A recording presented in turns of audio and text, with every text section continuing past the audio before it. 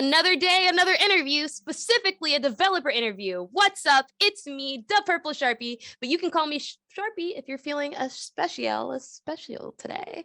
I'm here with two components of Studio XA. I have Kaylee Lightning, as well as their sister, Kira Lightning. Hello to you both today. Hello. Hello. I understand that you are both here debuting a brand new project that is currently available in demo format right now on Steam. Kira, can you tell me a little bit more about it?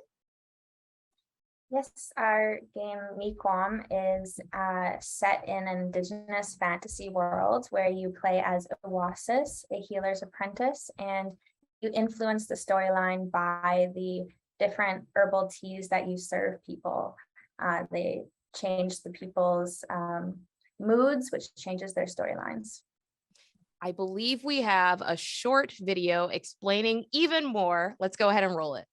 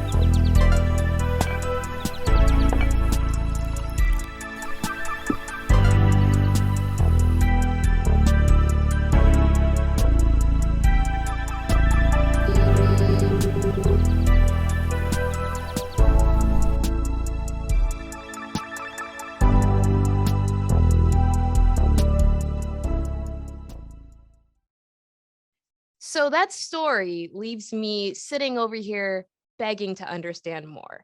Kira, can you tell me a little bit more about Oasis's journey? Oasis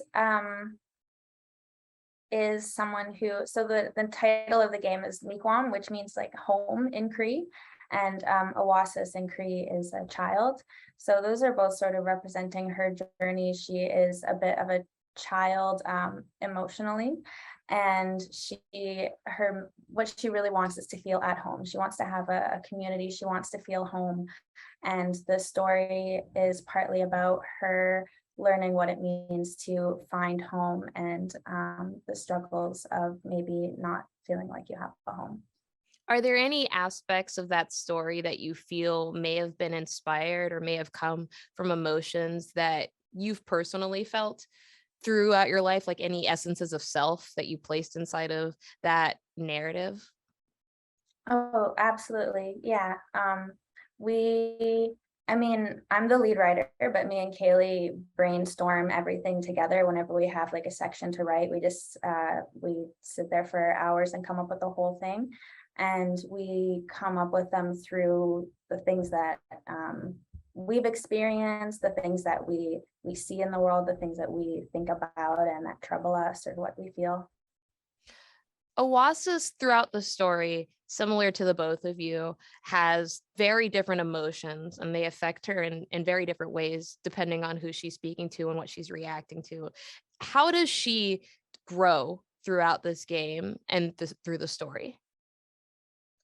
Part of Oasis's character is her being very sensitive, very emotional, and part of her journey is learning to use that sensitivity and that emotion as a part of her gift. So when she's working with people and the plants, she is like part of what you're able to do as you're playing is to see what other people are feeling in order to know like what maybe they need. And that comes from how sensitive she is. And so part of her journey is learning how to use that as a gift instead of being controlled by it. Now, Kaylee, you obviously were responsible for literally all of the visuals that we see inside of this game. how were you able to convey a lot of these emotions and a lot of her nervousness and feelings of inadequacy into the character design? Yeah, so for her design, in terms of the color palette, we chose a lot of kind of neutrals and earthy tones for her to kind of reflect that connection that she has with the plants that she works with. As well as it was important for the player to be able to see her reactions and her expressions as well, which is why we have that circle where you can kind of see as she reacts when she is interacting with the different characters. Um, we thought it was pretty important to show at least like a visual as well as kind of her own inner thoughts, which you see in the chat boxes, visual along with that to see what she's feeling as well. Now, I understand that obviously there are a lot of little artistic touches which are so incredibly important inside of a game like this, especially a narrative-based game, because so much of it is dependent upon what the player themselves are taking in visually from the screen. One thing I'd like to hearken to specifically is around the chat box, there is a special type of garnish, which appears to be a vine with a flower coming out of it. And to the left of that, you have the symbol of a moon above like some water with a star in the middle. What was the representation? Where did the representation from all of that come from? And what is it meant to allow the player to feel? So one thing we were really excited for when we were talking about making our own game and our own visual novel was being able to customize all of the UI and the interface and the chat boxes and everything like that, to reflect all of the themes and, you know, the vibes in the game. Um, so that was one really fun part of doing that, was being able to bring things like the plant life and vines and things like that into all of the visual aspects. And in terms of the visual of the moon and the stars and the water, um, I think that was kind of a way to show the balance that needs to come with things, kind of going along with the elements and the emotions that the other characters go through.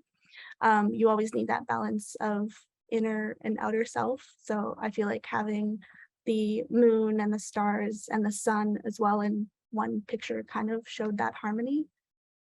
Now, speaking obviously of harmony inside of this game, it's very, very obviously, especially visually, that I understand that sometimes engines don't always allow you to fully express what you believe the game to be capable of. And I want to go back over here to you for this, Kira, because I understand that you all originally started in Unity and you have since moved over to another game engine. Can you talk to me a little bit about that journey?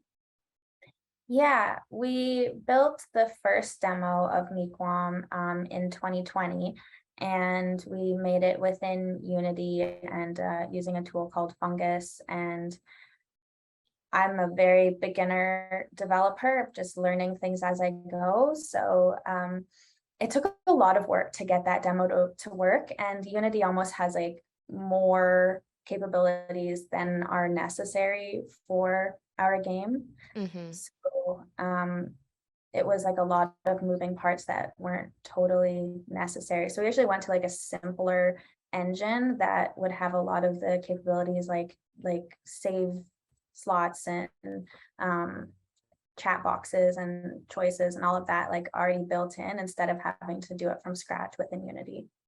And I'm looking at both versions of the game now, and it's very obvious to me that I see exactly what you mean. Ren'Py really does function amazingly, obviously, for the story that you're trying to tell through the voice that you're trying to tell. And I really think, let me ask you this. As a developer, obviously, the hardest part is understanding different aspects of scope and understanding when something is actually entirely too large of a scope in order to move forward with, which is something that independent developers struggle with every single day, especially independent developers. Like all developers struggle with it, but especially independent ones. Do you have any Mhm. advice for a developer who may currently be going through a similar struggle where they're currently creating a game and they may find themselves very possibly making it inside of an engine that may be giving them everything they need, but too much, and possibly looking into more specialized engines? Do you have any advice for somebody like that? I think I felt a pressure to use Unity in order to be more of a real developer. Um, but honestly, like a lot of my favorite games, I mean, I love visual novels, I love narrative games. So a lot of my favorites are built in RenPy. So I just kind of had to get over that, I don't know, pressure or like, I don't know, embarrassment that I felt about not using Unity like everybody else. But the other thing is that when we switched to RenPy, we had to redesign a lot of the interactive aspects of the gameplay. Like we originally had some drag and drop and different animations that we had to, it wasn't working out when I made it in RenPy, and I had to kind of start from the beginning and say like, okay, I'm still trying to work with the old engine and we have to work with the capabilities of the new engine in order to like make the best use of them instead of forcing it to do something that it doesn't want to do. That that to me, especially as someone that understands so much of the development cycle, anytime you save just because of how simple the process is to create is valuable time when you are obviously creating a game, as you know. So that's fantastic that you are able to acknowledge that and immediately resolve it. And it's always a fantastic sign to see that inside of a studio. Speaking of your studio, I understand that this is your very first project. Is that correct as well, Kira? Yep.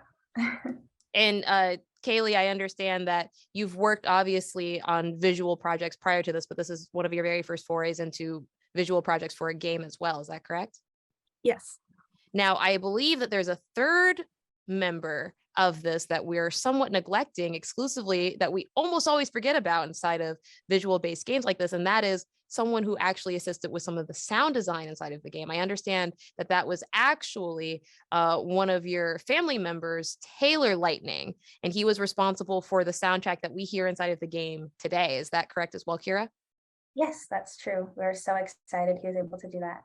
So talk to me about some of the music that we hear inside of the game and what type of inspiration you were specifically looking for to be the voice of your game. We wanted it to have a very cozy, relaxing, and a lo-fi feeling. I mean, when I'm working, I put on lo-fi soundtracks, and some of my favorite games are those ones that just have a soundtrack that just, you know, you just feel chill and cozy and at home, and that's the feeling we wanted to give. I like that. I really like that. Kaylee, let me ask you, as someone that's responsible, obviously, for the visuals inside of this game, were there any characters that you felt a certain kinship to? Definitely. I definitely feel uh, a close kinship to Oasis. Mm. I mean, kind of biased because she is our main character. I feel like she has a lot of my personal struggles that I've struggled with, like being a very sensitive person that feels a lot of other people's emotions and kind of struggling with that. I definitely see a bit of myself in her. Yeah. Kira, I'm going to ask you now, not necessarily for your favorite character, but I was also going to ask you, how do you feel as though someone who may not necessarily be inside of this story, how do you feel, or what do you want them to feel as they experience this game and as they move through the story with Oasis and I'm sorry, Oasis, as they move through the story with her and her journey of maturing and kind of understanding more, and I don't want to say like the point of life, but understanding that it's not always just about the immediate, you know, that it is a much larger, much broader view, and life is truly an experience. How do you want them to come out of this understanding? Our game is set in like we said, an Indigenous fantasy world, and we're working with these themes around like decolonization and like home and culture and rebuilding connection to home and family. And those really come out of our experiences as queer, urban, Indigenous people. But I hope that the character storylines, they're, you know, they come from a very specific place, but we all have similar experiences. And I would hope that like anyone who doesn't have the same like identity experiences as us could still relate to those feelings of, you know, having troubles connecting with your family, being estranged, or feeling lonely, like all of those are universal experiences. You definitely cover the human condition. I feel very, very well inside of this format, not only exclusively, obviously, inside of the actual narrative aspect of it as the writer, but I do feel like it does definitely amplify it even more on the visual side. And I know that it's nobody but Kaylee's responsibility. It's such a beautiful story, the way that both of you were able to come together to create this beautiful telling. I do have to obviously ask, are you excited for the demo version, which is currently out on Steam right now? Kira, are you, how do you feel about that fact? Oh, so excited. Yeah, it's been a long time coming, from like a few years, and this, like that first demo we made was our very first game project, and just looking at how far that we've come as artists with like the opportunities and training and stuff that we've had since then, in order to redo that original one and like make it better than it was before. We're so excited for people to play it. Kaylee, do you feel similarly about obviously this newest updated version of the demo, which I will remind our viewers, they can actively play right now on Steam? Absolutely. I'm so excited. It's been so fun and exciting going back and seeing how much I've grown personally as an artist, and kind of updating a lot of the backgrounds and the sprites that we're using. Yeah, it's been great. Well, I want to thank both you, Kira, and you, Kaylee, for taking time today to go ahead and speak with me regarding this project. And I truly, truly want you to know that it has been such a fantastic experience being able to probe your minds about this very personal story. Thank you so much. It's been Thank great you. talking to you. Thank you for having us. Well, everybody, that's going to do it for yet another interview. As a final reminder, Mikiwam is available currently right now on Steam. You can play the demo, and more will follow in November of 2022. You can tune in to me even more. This Game Doesn't Color Expo 2022. See you soon.